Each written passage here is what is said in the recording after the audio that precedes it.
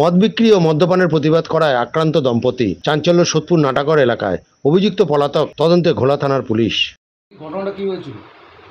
কাল রাতেবেলা আমি উপরে খেতে বসেছিলাম, আমাদের গাড়িটা আমার লাথি মেরে ফেলেছে, আওয়াজ হয়েছে। হ্যাঁ, দুবার আওয়াজ হওয়ার পর আমি নিচে গেছি, দেখছি দরজার মধ্যে লাথি মারছে। আমার হাজব্যান্ড বাইরে বেরোনোর সঙ্গে সঙ্গে হাজব্যান্ডকে মেরেছে, খুব ঘুষি টুসি মারছে, ঘুষি টুসি মারছে। এবার আমি তো চাইবই আমার হাজব্যান্ডকে ঠেকাতে। আমি এবার যথারীতি আমার হাজব্যান্ডকে ঠেকাতে গেছি, ওর বউ এসে আমাকে টেনে ধরে আমাকে মেরেছে, প্লাস ওই ছেলেটা আমাকে ঘুষি মেরে আমার নাইটিটা পুরো ছিঁড়ে ফেলে দিয়ে আমাকে ড্রেনের মধ্যে ফেলে দিয়েছে। বলছি যে মদ্যপানের প্রতিবাদ করেছিলেন? সে তো আছে, মদ্যপানের প্রতিবাদ।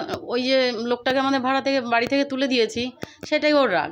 আমাদের সঙ্গে ওদের একটা ভালো সম্পর্ক ছিল, কিন্তু ইদানিং দেখছি ওরা আমাদের পেছনে সবসময় লেগে থাকে কোনো কারণে। এর আগেও একবার লেগেছে। আপনারা কি আতঙ্কিত? হ্যাঁ, অবশ্যই। দুদিন ছাড়া ছাড়া এরকম আমার হাজব্যান্ড বাড়ি থাকে না, আমি একা থাকি মেয়েকে নিয়ে, কখন এসে আবার এরকম লাগবে রাত্রেবেলা মদ খেয়ে এসে, এটাই তো আমাদের ভয়। আপনার নাম? শান্তি দত্ত। কি হয়েছিল ঘটনাটা?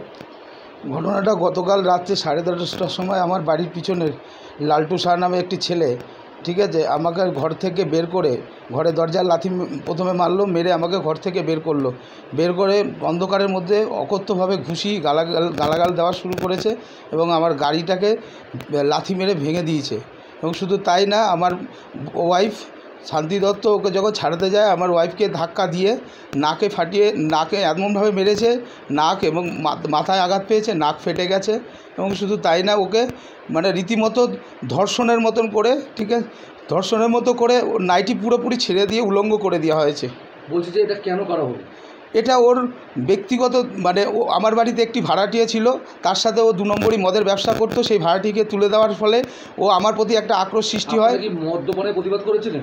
না, আমরা ওই মদের ব্যবসাটাকে বন্ধ করার জন্য, আমার বাড়ি থেকে তুলে দেওয়ার জন্য এর ক্ষোভ। আচ্ছা, এই ক্ষোভে ও এর আগেও আমাকে অনেকভাবে অন্য অকারণে শাসিয়েছে, গালাগালি দিয়েছে। মদ্যপানের প্রতিবাদ করাতেই হামলা? হ্যাঁ, মদ্যপানের প্রতিবাদ এবং যে মদের ব্যবসা করতো এখান থেকে তুলে দেওয়ার জন্যই আমার প্রতি এই আক্রমণ। এবং শুধু তাই না, আমার মিসেসের ওপর অমানবিকভাবে অত্যাচার করেছে। বলছি যে থানায় জানিয়েছিলেন? থানায় জানিয়েছি, থানারা বলেছে যে আজকের মধ্যে একটা পদক্ষেপ নেবে। অলরেডি ওরা ডায়েরি নিয়েছে। এখনো পর্যন্ত কি অভিযুক্ত গ্রেফতার হয়েছে?